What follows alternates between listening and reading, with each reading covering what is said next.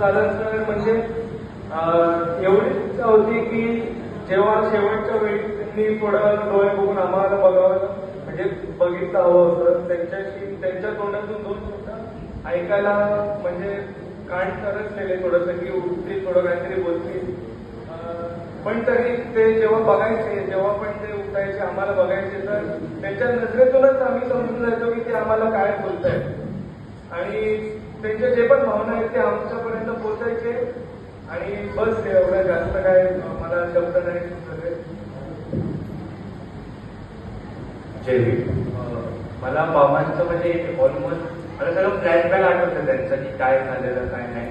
तर मला एवढं आठवतं की मी फर्स्ट स्टँडर्ड पासून जे 8वी पर्यंत मला रोज बाबा घ्यायला यायचे आणि सोडायला यायचे. मला म्हणजे ते खूप लाड करायचे माझे.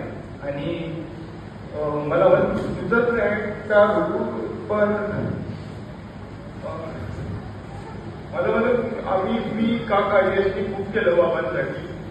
आणि मी असं ठरवलं की म्हणजे की आम्हाला खूप आठवतं की बाबा स्वतःहून हे होती की बोलतील आमच्याशी सगळं करतील पण नाही झालं ते. मला रोज बोलायचे की अभ्यास कर हे कर. मला रोज सकाळी माझ्या आता रिसेंटली माझे पेपर झाले तेव्हा मला रोज मी सकाळी बोलायचो की मला उठवा बाबा. तर ते आवाज द्यायचे मला रोज. तर त्यांना वाटायचं की मला आवाज येत नसेल तर ते रोज मला असं क्लासाने आवाज करायचे टक की देव उठ सकाळी एक्झामसाठी. ते बोललेले की चांगले मार्क काढ. आणि आता रिझल्ट आला पण बाबा नाही करता.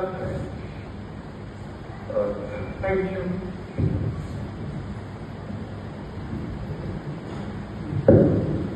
जय भीम.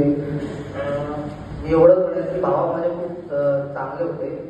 आमचे खूप लाड केले त्यांनी माझे यशचे देवचे कुशलचे अन्यायाचे अजून पण भरपूर जणांचे खूप लाड केले. मला फक्त ह्याचाच रिग्रेट होतो की जेवढं लक्ष देव आणि माझा मोठा भाऊ किंवा यश त्यांनी जेवढं लक्ष दिलं त्यांनी जेवढी काळजी घेतली बाबांची मला तेवढी घेता आली नाही.